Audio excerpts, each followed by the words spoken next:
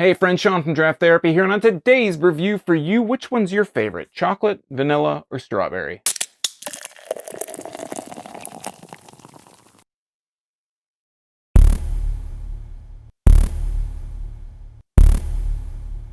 Double Dipped Neapolitan Milk Stout is a 10.5% bourbon barrel-aged milk stout from Saugatuck Brewing Company in Saugatuck, Michigan. If there's one thing that I try to be on these videos, I try to be honest. And I have to say that I love Neapolitan Milk Stout from Saugatuck Brewing when it's on tap. For me, they've just never been able to capture the magic of the tap experience in bottles or cans, but I always go into these reviews with an open mind. So that's how we're going to tackle this double dip Neapolitan Stout today.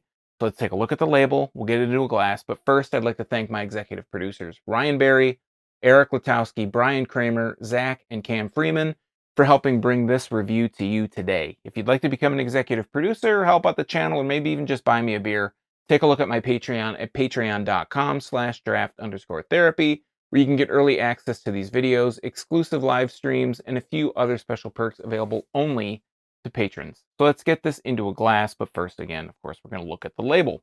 So looking at the label here on the top, a pink stripe across the top, pink on the bottom, it says Saugatuck Brewing Company, Double Dipped Neapolitan Milk Stout, stout with natural flavors, and it has a barrel with the vanilla, the chocolate, the strawberry, and it says made in Michigan, 12 fluid ounces, 10.5% alcohol by volume. And then on the back, it says, here's to happy chocolate, vanilla, and strawberry. Just when you thought our barrel-aged Imperial Neapolitan Milk Stout couldn't get any better, we made it better.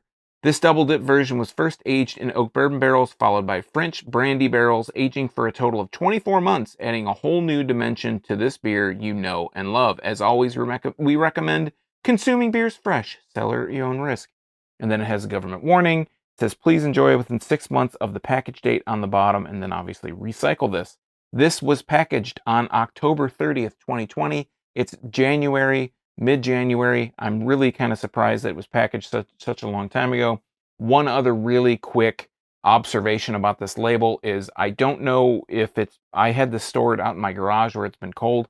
This label looks like it was had some issues with the printer. Let's just put it that way. It's very faded. It doesn't look great. So let's go ahead and grab a glass. I'm going to grab a Tiku glass. It's been a little bit of time, I feel like, since I've used a Tiku. Let's go ahead and crack this. We'll get a nose on the can. Kind of popped on me a little bit. Let's go ahead and get a nose on here. Oh, wow. Getting a big bourbon barrel aroma here. I don't know so much about French brandy, but I'm getting a definite big bourbon barrel aroma. And that's kind of all I'm picking up. There's a sweetness. Maybe it's a bit of a strawberry kind of sweetness in there too. So let's go ahead and, it feels like it's almost filled as much as it can be. Let's go ahead and pour it. Really dark, cola colored, dark coffee. I can see through it a little bit. And kind of pouring that somewhat aggressively at the end there. Not much of a head to speak of. I do see a lot of carbonation rising up from the side of the glass. You might not be able to see that. Overhead, you can see there's not much head at all. I'm getting like a sliver of head. What I am getting there, I gotta rub this off on myself here. What I am getting here is very just off-white. Not really much going on there. Holding it up to the light, really dark. Looking at the bulb of the glass, it's almost no difference between the actual darkness. There's a bit of a red tinge on the bottom, but that's about it. There's not much else going on there. Let's put a nose on the glass here. Yeah, just getting a really strong, sweet bourbon aroma. Not really getting much else. I kind of was grasping at straws to say that there was a strawberry, but it's just a sweet bourbon kind of aroma here. Smells really sweet. It smells syrupy. So I can only imagine that it's going to taste, how the mouthfeel is going to be, but let's try it out. Cheers. Cheers.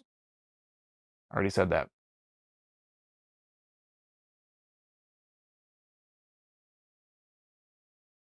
Mouthfeel. So many flavors going on here. Mouthfeel is, it's not super thick. It's not super syrupy, but it is a little bit on the thicker side. There is a syrupy kind of quality to it, but it's not sticky. It's not cloying. It's not, like really staying and sticking on my tongue. But it is like a heavier medium mouthfeel. Again, not super heavy, not super thick, not super syrupy, but it does have some elements of syrupiness to it. Let's go ahead and get another taste, and I'll try and walk you through the taste that I'm getting here.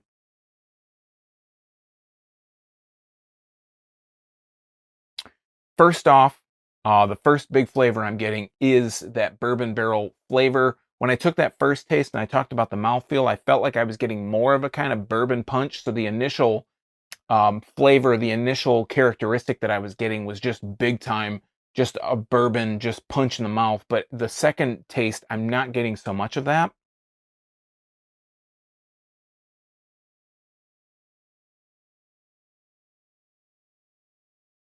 Taking a slower taste like that and letting it roll on my tongue, I am getting a little bit more of that bourbon characteristic out of it, a little bit more of that alcohol flavor, a little bit more of a bourbon kind of bite to it, especially on the swallow.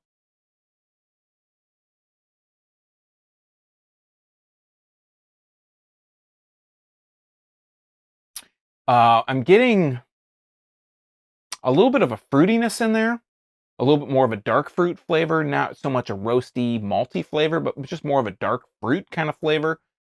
And I'll say this, the thing that I really like about Neapolitan Stout, Milk Stout, just the regular version, I don't even know if I've had the barrel aged, just the regular barrel aged version, not talking about the double dipped.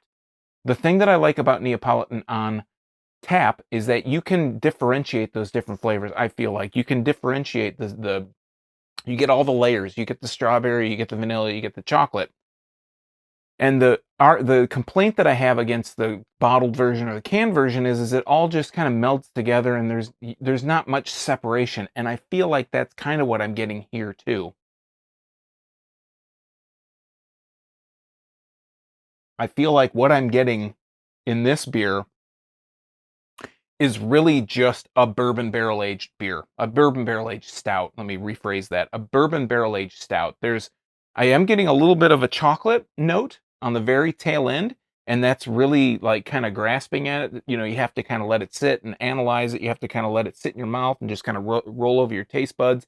And I pick up that bourbon barrel flavor big time. That's like the overwhelming flavor here. And then there's a little bit of kind of a chocolate tinge to it as it kind of goes down. There's a bit of a chocolate aftertaste or a chocolate note in there. It's not super strong though.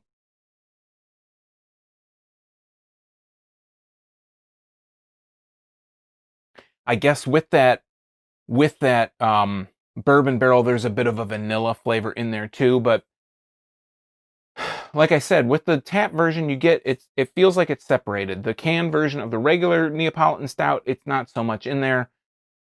But again, I feel like with this, it's just like a bourbon barrel aged stout. There's not much separation. I'm not really picking up. I'm getting the bourbon barrel aged. It says here on this can that it was followed by another, aging in French brandy barrels. Maybe that's over my head. I would assume that brandy would be, more of a sweet, fruity kind of flavor, but I'm just not really picking up much on that. And I think it's a bit of a misnomer to say that you're getting the stout, it's going to be chocolate, vanilla, and strawberry. Well, yeah, you have chocolate because there's going to be that chocolatey kind of rich flavor in there. And I'm kind of piggybacking the vanilla onto the bourbon flavor, but I'm just not really picking up much on the strawberry, and that's a little disappointing to me.